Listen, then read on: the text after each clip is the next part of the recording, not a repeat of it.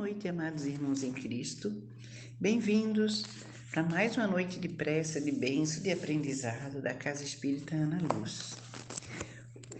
O Evangelho sugerido para hoje é o capítulo 13, que a vossa mão esquerda não saiba o que faz a vossa mão direita, o óbolo da viúva, item 6. Muitas pessoas lamentam não poder fazer todo o bem que desejariam por falta de recursos suficientes. E desejam a riqueza, dizem elas, para fazer da fortuna um bom uso. Sem dúvida, a intenção é louvável e talvez muito sincera em alguns. Mas será que é totalmente desinteressada a todos? Não há aqueles que, desejando fazer o bem aos outros, ficariam felizes se começassem primeiro a fazer o bem para si mesmos? Se permitirem mais prazeres, se proporcionares um pouco mais do luxo que lhes falta, com a condição de darem ao resto aos pobres? Esta segunda intenção oculta, disfarçada, que contraria todo no fundo de seus corações, se o interrogassem, anula o mérito da intenção, visto que a verdadeira caridade faz o homem pensar primeiro nos outros para depois pensar em si mesmo. A sublime caridade, neste caso, seria procurar em seu próprio trabalho, pelo emprego de suas forças, de sua inteligência, de seus talentos, os recursos que faltam para realizar suas intenções generosas.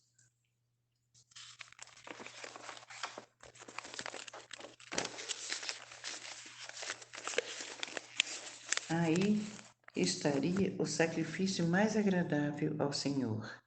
Infelizmente, a maior parte das pessoas sonha com meios fáceis de se enriquecer rapidamente e sem trabalho, correndo atrás de ilusões como as descobertas de tesouros, uma oportunidade favorável, recebimento de heranças inesperadas, etc.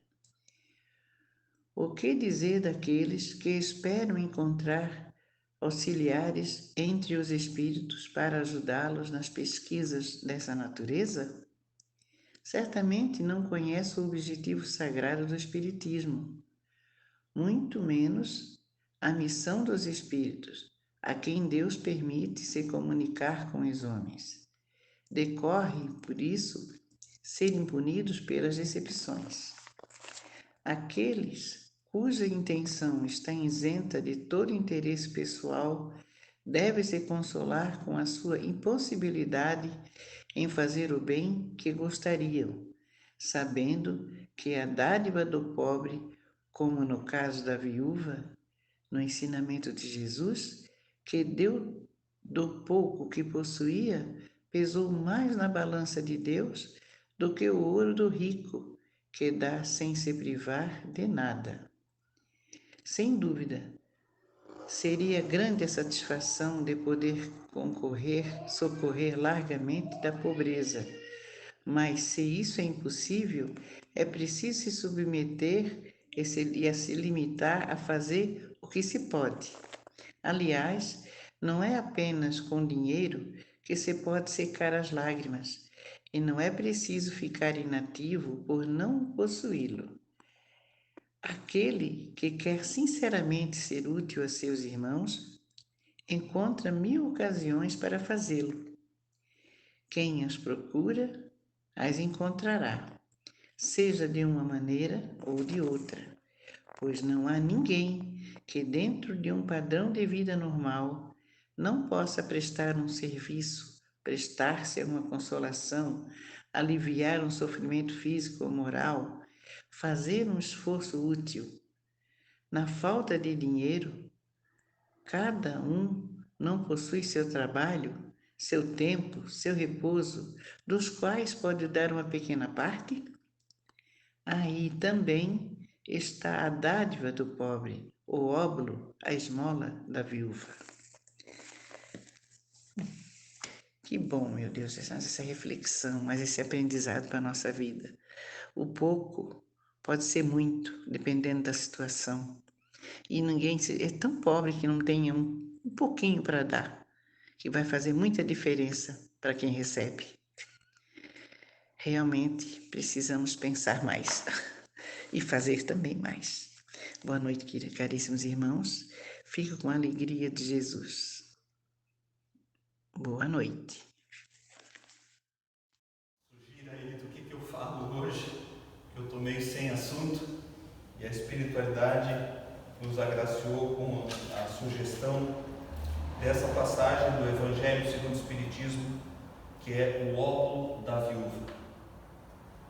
Aí eu fiz uma leitura diagonal aqui bem rapidinha e resolvi que realmente isso aqui tem densidade suficiente para, amparado em outros elementos da doutrina, possibilitar uma reflexão mais profunda. E como sempre pretendemos fazer, trazer o tema, muitas vezes aparentemente distante das nossas vidas, cair como coloquial, vir para o dia a dia, para aquilo que a gente aplica no cotidiano. Então a passagem do óbolo da viúva diz o seguinte: estando Jesus assentado de fronte de onde era o gasofilácio, o gasofilácio era o lugar do templo onde se depositavam os vasos e as oferendas de uma maneira geral, em especial as oferendas espécies, não as oferendas vivas, aquelas que eram as doações físicas para o templo. Observava ele de que modo deitava o povo ali o dinheiro. A palavra dinheiro aqui tem a conotação de valores codificáveis, tá? Porque à época, embora já houvesse a moeda, já existisse moeda cunhada, né, como nós conhecemos hoje, mais rústicas, obviamente, menos, não tão bem acabadas, mas já haviam as moedas, como forma de facilitar as permutas entre mercadorias. Então os valores sempre foram permutáveis, desde a mais tenra idade na história. Então aqui dinheiro está na sua generalidade, tá? Não necessariamente cédulas e moeda, mas tudo aquilo que, sendo ouro, prata, valores, metais, ferramentas, enfim, pode ser considerado como valores. E muitos que eram ricos deitavam com a mão larga, aos punhados, né? Sendo bastante coisa. E tendo chegado uma pobre viúva, lançou duas pequenas moedas, que as moedas, obviamente, como hoje já aceitamos psicologicamente, quanto maior a moeda, maior o valor que ela tem. Então a gente tem essa ideia, né? Então ele está dizendo pequenas moedas no sentido de que, embora sendo moedas, era o dinheiro mais humilde, mais modesto que se tinha, e eram poucas frações, duas apenas. Lançou duas pequenas moedas que importavam R$1. Ao real, nos reportamos ao real naquela época, não a moeda brasileira de hoje, obviamente. E convocando seus discípulos, lhe disse: na verdade vos digo, que mais deitou esta pobre viúva que todos os outros que deitaram no gasofilácio. Porque todos os outros deitaram do que tinham em abundância, porém esta deitou da sua indigência tudo o que tinha, e tudo o que lhe restava para o seu sustento. Essa realidade chocante está inscrita lá em Marcos, capítulo 12, versículos 41 e 44, e também está registrado em Lucas, no capítulo 21, nos versículos 1 a 4. Então vejamos, eu gostaria de salientar que essa verdade aterradora, né? Imaginar uma pessoa que só tem as últimas duas moedas dela, né, convencida de que essas moedas não mudariam o estado de indigência. Obviamente que isso remete a uma pobreza bastante contundente e dolorosa, ela mesmo assim abriu mão para o tempo, ou seja, na direção de Deus, com as suas rogativas. Vamos às interpretações. Muita gente lamenta não poder fazer todo o bem que desejaria por falta de recursos. Então, assim, muitas vezes nós nos colocamos nessa posição de ter que ter bastante para poder auxiliar. E sem querer, e se querem a fortuna, dizem, é para bem aplicado. Então, o desejo das posses está justificado pelo potencial de auxílio que a gente tem no coração. A intenção é louvável, sem dúvida, e pode ser muito sincera por parte de alguns, mas o seria de parte de todos, assim completamente desinteressados? Então aqui está chamando a atenção de todos nós para aquela porção de egoísmo e de autopreocupação que todos nós trazemos conosco. Não se trata de saber se somos egoístas, mas o quanto somos egoístas e o quanto o egoísmo ainda interfere na nossa razão de viver, nos nossos propósitos, na nossa forma de expressar nosso caráter espiritual. Lembrando que o fundamento dessa doutrina é nos lembrar que todos nós somos seres espirituais, vivendo uma experiência material transitória. Então é desse ponto de vista que as coisas são formuladas. Não haverá os que inteiramente empenhados em beneficiar os outros se sentirão bem de começar por si mesmos, concedendo-lhes mais algumas satisfações, um pouco mais de supérfluo, ou ora não tem o que dar aos pobres, apenas o resto. Então, nas campanhas do agasalho, nós vamos buscar aquele mais roto, rasgado, ou nós escolhemos aquele que ainda, embora servindo, possa ser útil ao outro. A escala, percebe? A sutileza da escala está para cada um de nós. Não vai aqui da minha parte nenhum apontamento crítico, apenas a revelação de que isso é um fato. Para cada um de nós há valores diferentes e, consequentemente, escalas, mudança de comportamentos em momentos diferenciados em função dessas escalas. Isso é mais importante da gente observar. Esse pensamento oculto, talvez dissimulado, mas que encontraria no fundo do coração, se o sondassem, anula o mérito da intenção, pois a verdadeira caridade faz antes pensar no outro que em si mesmo. A verdadeira caridade tem uma estrutura psicoemocional por trás, que é a satisfação de fazer o bem. Começaria entendendo esses valores aqui, na decomposição da caridade, no seu sentido mais amplo. Nós deveríamos perceber que não só a benevolência, no sentido da entrega de moeda, dinheiro ou de algum outro valor, nós teríamos que praticar a indulgência, ou seja, reduzir a nossa quantidade de julgamento na direção das outras pessoas. E também perdão, a nossa capacidade de perdoar. Então, vocês podem dizer, mas o perdão, não é caridade. Está misturando os assuntos.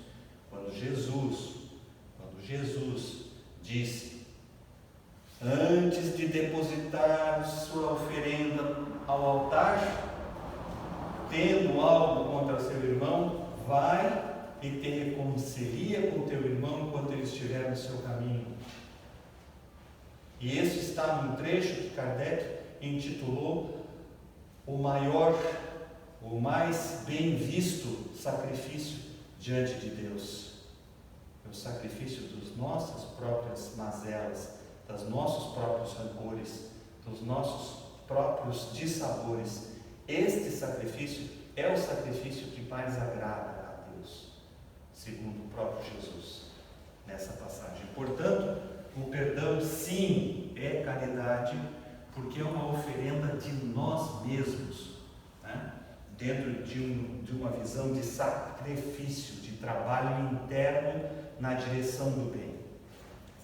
Segue o texto dizendo assim: o sublime da caridade nesse caso seria procurar cada qual o seu próprio trabalho, procurar cada qual no seu próprio trabalho, pelo emprego de suas forças, de sua inteligência, de sua capacidade, os recursos que lhe faltam para realizar suas intenções generosas. Ou seja, a benevolência não se limita à entrega de dinheiro ou moeda. A benevolência se expande para compartilhamento de valores de várias escalas. O que é que eu mais prezo nesse momento? Em que eu estou cheio de oportunidades, realizando, ganhando dinheiro. Cruzar os braços e descansar? Será que nesse momento o tempo não é para mim algo mais valoroso até do que o próprio dinheiro? Em função de que a cada minuto os recursos que eu tenho se multiplicam através, possivelmente, da necessidade dos outros. Nós descobrimos a economia, nós descobrimos o impulsionamento de recursos muito mais hoje em dia do que já era naquela época. Não que não existisse, porque o próprio Jesus fez apontamentos nessa direção. Aí alguém vai perguntar, mas Jesus falou sobre economia? Não necessariamente de economia, mas falou da aplicação de valores. Numa parábola que é chamada parábola dos talentos. O Senhor, tendo que viajar, chamou os seus servos e deu a ele uma moeda, a outro 3 moedas e a outro 5 moedas. Vocês lembram disso? O que é que cada um faz com as moedas e o que é que cada um retorna para o seu patrão no retorno da sua viagem? Este apontamento demonstra a necessidade da aplicação, da multiplicação, da criação de riqueza através do trabalho. Portanto, o trabalho, que é uma função do tempo, que está em função do tempo, é necessariamente um valor que nós temos, que muitas vezes, não sendo abundante, também não é a indigência, é o que nos livra da indigência. O uso adequado dos nossos talentos, dos nossos dons, dos nossos potenciais, nos colocam na condição todos de potenciais prestadores de benevolência, de potenciais servos de Jesus nessa missão que Ele nos incumbiu de fazer a vontade de Deus sobre a terra. Seguindo o texto, ele diz: nisso estaria o sacrifício mais agradável ao Senhor. No quê? Naquilo de realizar nossas intenções generosas, em qualquer das manifestações de compartilhamento de valores, não apenas na entrega do supérfluo, na entrega das sobras, mas na dedicação do nosso tempo, do nosso interesse verdadeiro, do íntimo. Vejam, nesse ponto é bom salientar que essa viúva não necessariamente estava em sofrimento. Ela estava sim numa situação de penúria. É bom lembrar que a própria ideia de viuvez àquela época era uma ideia terrível, porque uma vez que não tinha mais o marido para lhe dar sustento, e a ideia é que a mulher era dependente de algum homem, ou do filho mais velho, ou do marido, ou dos pais, ou de algum parente que lhe acolhesse. Vamos lembrar disso. Por isso Jesus usa a viúva como um apontamento aqui de referência, porque depois disso a caridade se torna um marco histórico na civilização. O valor da caridade, o valor da benevolência, depois de Jesus, tem outras dimensões do que tinha antes. Mas, infelizmente, a maioria sonha com meios fáceis de se enriquecer, com a mera acumulação. Deu um golpe e sem sacrifícios, correndo atrás de quimeras aqui são ilusões, que a descoberta de tesouros, uma oportunidade favorável, o recebimento de heranças inesperadas e assim por diante. À espera da próxima loto, da próxima Mega Sena ou de qualquer outro jogo que as pessoas apostem, comprar o bilhete premiado na loteria e assim por diante. Todos esses desejos, todo esse anseio de realizar-se primeiro, de planificar-se primeiro, para depois, quem sabe, pensar no benefício alheio. Essa dá a ideia extrema de egoísmo que todos nós estamos sujeitos. São apontamentos filosóficos que nos remetem à autopercepção, à responsabilidade pelas nossas próprias vidas. Que dizer do que esperam encontrar para secundar nessa buscas auxiliares entre os espíritos? Quer dizer, aqui está tendo um agravante, né? Quer dizer, a pessoa vive essa materialidade, vive esse valor material extremo e egoísta, e mesmo assim busca, na espiritualidade, busca perguntar para o espírito se ele sabe o número da loteria da próxima semana. Quer dizer, a que nível chega a interpretação de que o espírito, estando livre e podendo ver dentro da faixa do tempo, pudesse revelar coisas dessa natureza. O meu avô enterrou um tesouro no quintal em algum lugar. Eu vou perguntar para o fantasma dele para ver se ele vem em espírito e me conta onde é que ele enterrou o tesouro. Muitas outras histórias que se conhecem dessa natureza. O que remete de novo, não ao julgamento dele, porque a indulgência nos proíbe disso, mas a visão se em nós mesmos ainda não estão arraigados, não estão contaminando os nossos valores, esse tipo de pensamento. É evidente que eles nem conhecem nem compreendem o sagrado objetivo do Espiritismo, e menos ainda a missão dos Espíritos, os quais Deus permite comunicarem com os homens. Então, assim, Deus permite por quê?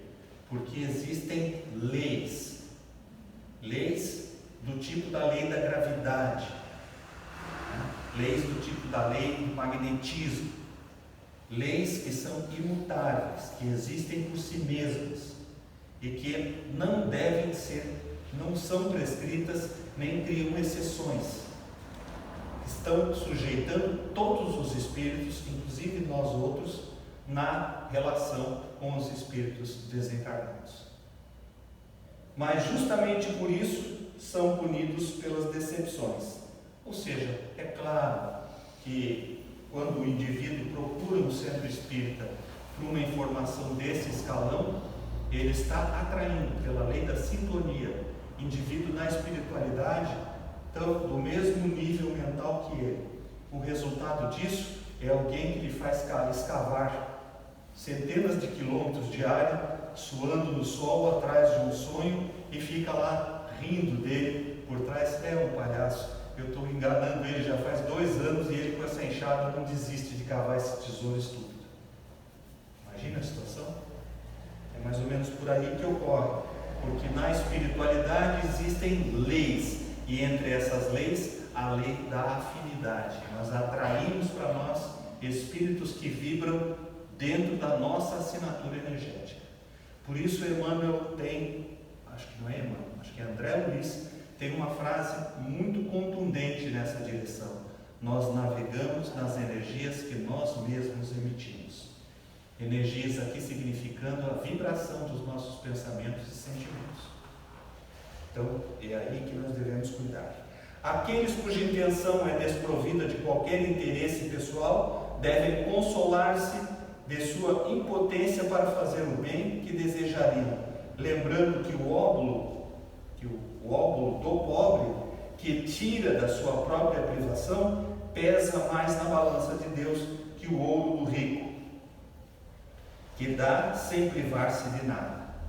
Aqui nós temos a ideia do sacro ofício, né? Do sacrifício no sentido não de dor e sofrimento, gente, mas do compartilhamento de valores, do compartilhamento verdadeiro, sincero.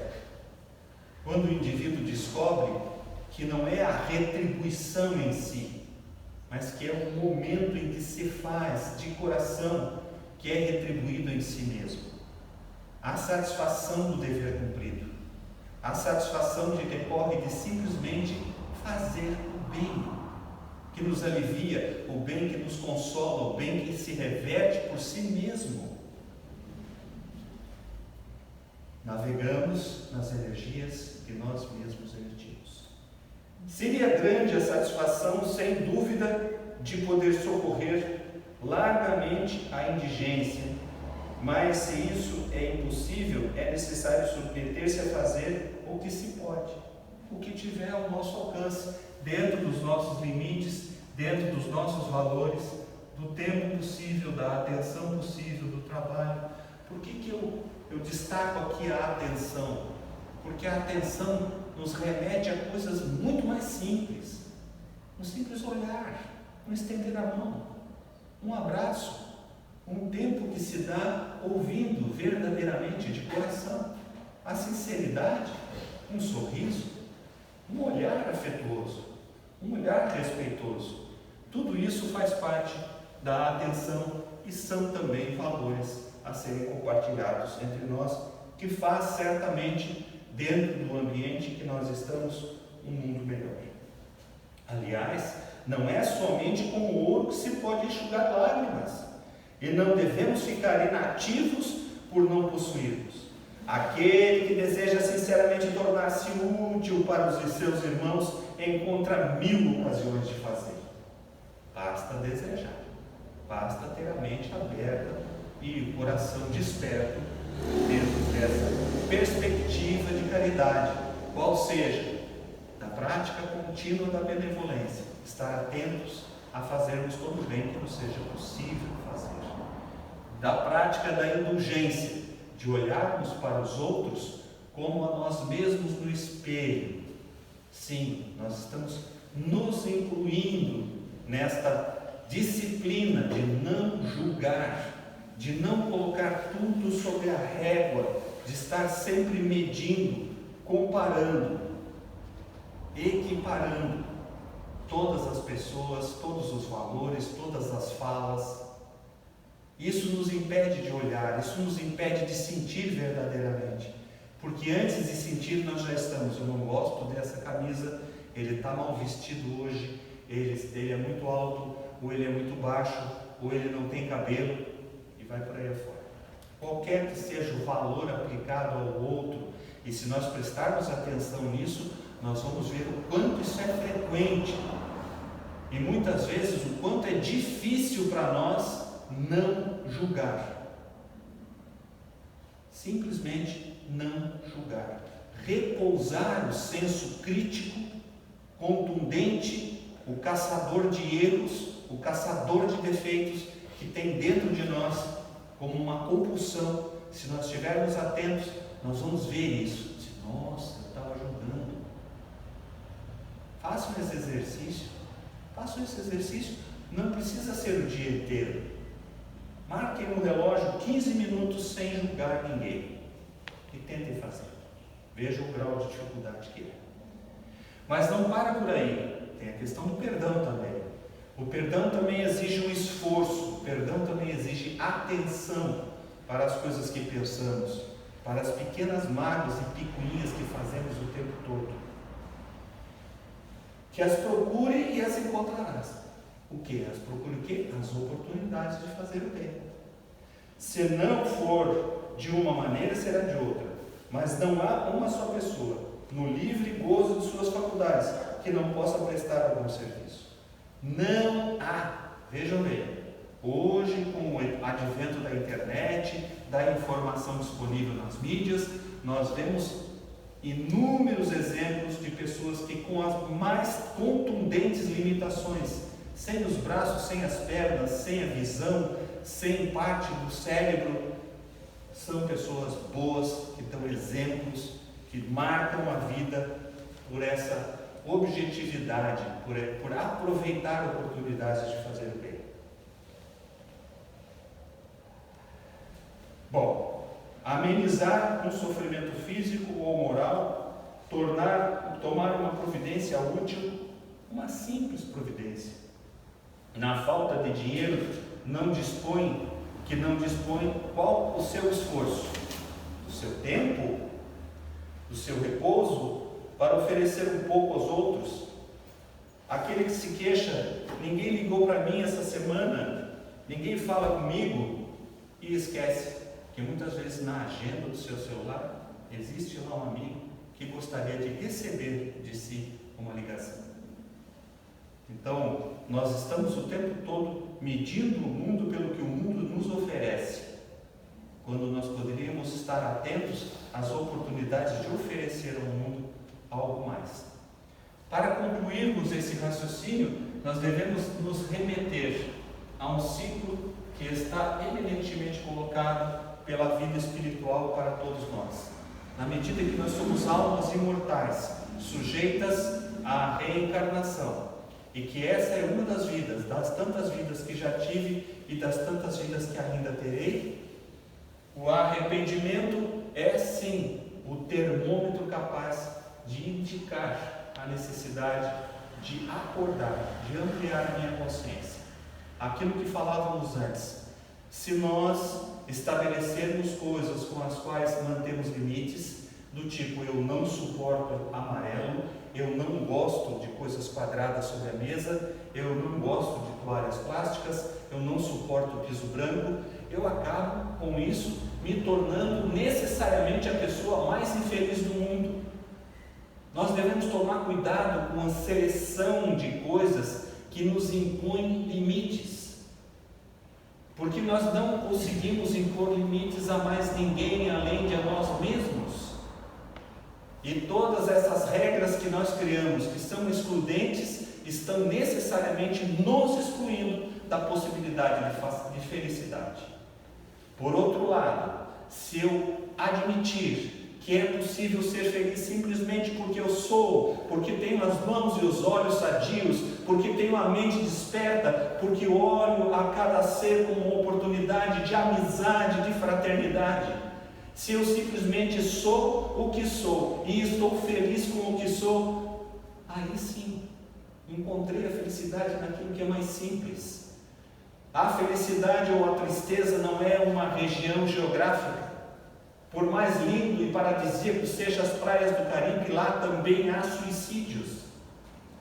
Do desespero, do desamparo, da solidão, da depressão, que decorrem de regras e de crenças limitantes que nos cancelam a possibilidade de decidir pela ação benemerente, pelo simples, por fazer aquilo que está ao nosso alcance agora. Do arrependimento inicia-se necessariamente a expiação. A expiação é dor, e toda dor, vamos lembrar, toda dor, todo sofrimento tem origem em alguma imperfeição nossa mesma. Nós somos como nos fazemos. E estamos navegando nas energias que nós mesmos emitimos, constantemente. Portanto, quando decidimos para a reposição, que é a caridade no compartilhamento de valores, nós passamos por uma ação benemerente. E com isso reduzimos a possibilidade, a probabilidade de um novo arrependimento. Porque estamos aplicando a nossa vontade, os nossos esforços, a nossa energia viva, esse minuto que é o primeiro minuto de toda a eternidade, esse agora que me acompanha, o encontro da minha vontade com a vontade de Deus. É assim que nós podemos tomar decisões mais conscientes na direção do bem. Fazer todo o bem que nos seja possível. Esse é o convite. Uma boa noite a todos. Boa noite, queridos irmãos. Como vocês estão? Espero que estejam bem diante da graça do nosso Pai, diante do seu amor caridoso. Vamos aproveitar esta noite para nos conectar com a espiritualidade, para receber tudo aquilo que eles têm para nos dar. Que a graça do nosso Pai recaia sobre todos vocês, sobre suas famílias, sobre os seus amigos. Que a paz, que a união, que a bondade, que o entendimento, o discernimento recaia sobre seus locais de trabalho, de estudo. Porque eu peço a Deus, nosso Pai misericordioso, que Ele seja benevolente com todos vocês, que Ele atenda aos vossos pedidos, que Ele receba os vossos agradecimentos por mais esse dia, por estarmos vivos, por podermos ter a oportunidade de pedir e de agradecer. Que Ele vos livre de todas as maldades, de todas as doenças, do ódio, do rancor, e que tudo seja de melhor para vocês hoje, amanhã, que esta semana seja cheia, regada de muito amor, de responsabilidade, de caridade, de compreensão e de fé. Ave Maria, cheia de graças, o Senhor é convosco. Bendita sois vós entre as mulheres, e bendito é o fruto que do teu ventre nasceu, Jesus. Santa Maria, Mãe de Jesus, rogai por nós, os pecadores, agora e na hora do desenlace. Que assim seja, meus irmãos. Fiquem em paz.